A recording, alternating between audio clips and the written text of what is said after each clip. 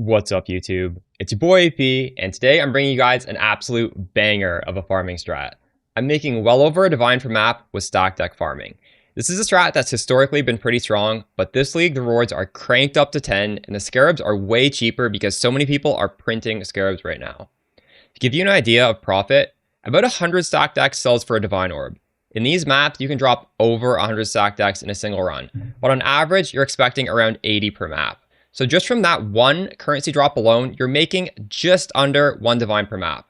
But realistically, that's only a small part of the profit. There's so much extra loot exploding onto the ground, and on top of that, you get both regular ritual and mirage ritual every map, which means you have access to some pretty insane lottery ticket rewards. So overall, you're making well over divine per map, and the best part, these maps are super fast because we're running them on City Square, which is one of the quickest layouts possible. Now, as for investment cost, this is where things get really crazy. Right now, you can get around 70 to 80 of these scarabs for a divine orb. I do expect this to go up in price after the video comes out, but honestly, these scarabs are so cheap right now, they could double or even triple in price, and I would still consider this a giga strategy. At current prices, you can run about 16 maps for the cost of a divine orb. The strat might as well be free with how ridiculous the returns are. For the map choice, you're also totally fine running 8 mod city squares, which I believe are going for around 1 chaos right now. And by the way, I do have my own atlas for printing 8 mod maps, so if you guys are interested to see something like that, let me know in the comments, and maybe I'll throw together a quick video tutorial tomorrow on how I'm getting so many 8 mod maps. Alright, let's hop in game, and I'll walk you through exactly how to run these maps to get the most profit possible. To run this strat, you want to choose City Square in the top right quadrant and stock it in 5 Divination Scarabs of the Cloister. If you don't have 5 slots yet, you need to unlock one by doing a Maven 10-way and another one by doing a Nightmare map boss. I think the text is currently bugged, but that is the 2 things you have to do. In order to kill a Nightmare boss more easily, you should use Scarab of Sinistral plus Scarab of Destral to make the map white, and then also socket in Scarab of Stability. You could choose to put in a shrine for your last one in order to maybe get a nice little boost right before the boss. And I suggest doing Fortress, as Fortress is the easiest boss to kill. Right, with that out of the way, let's look at the Atlas passive tree. So in order to maximize stack decks, you want to maximize pack size because we're dropping these stack decks from special packs of monsters, and by increasing pack size, those packs will drop more stack decks.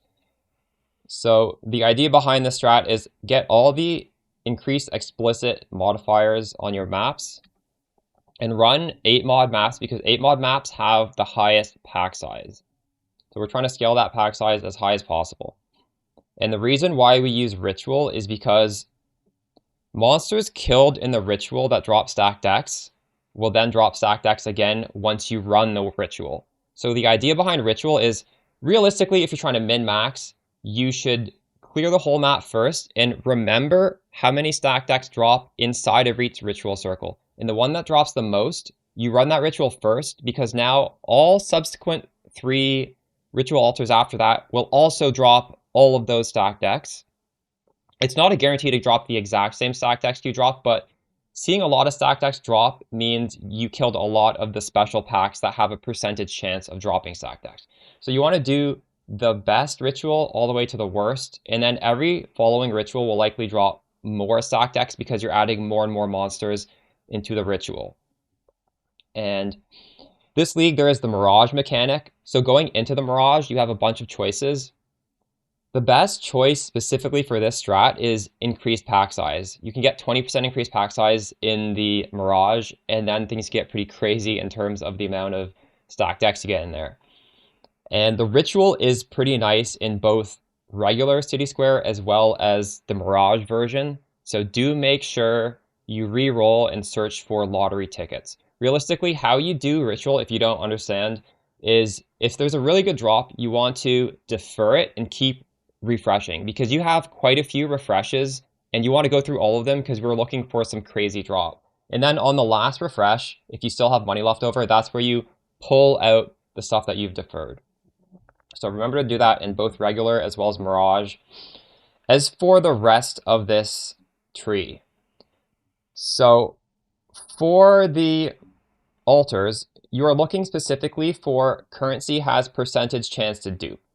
Realistically, you can do Eater or Exarch. They both have the option to have chance to dupe currency. And the reason we want this is because for every currency that drops, there's a small chance it drops a stack of 2. So you get 2 stack decks instead of 1. For the Mirage, stuff like 100% more currency does not actually work because these are weighted chance drops. You either drop a stack deck or you don't, and having 100% more currency has nothing to do with that.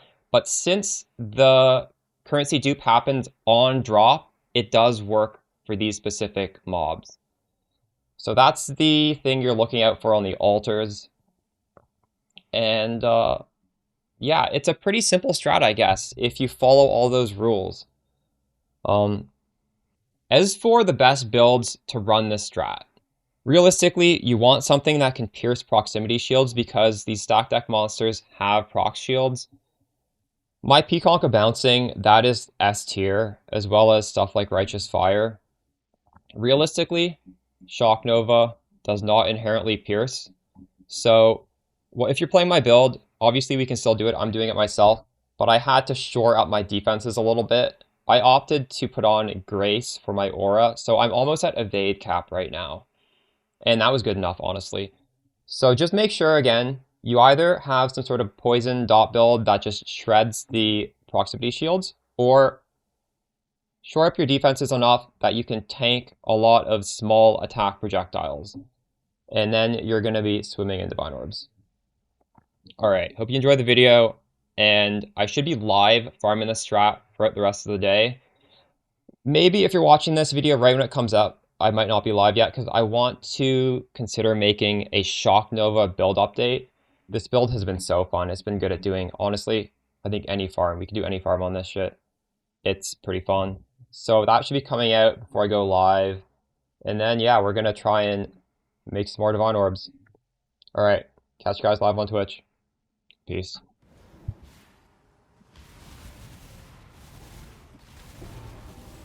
So overall, I've gained a lot of damage despite losing Wrath for Grace, which is pretty crazy.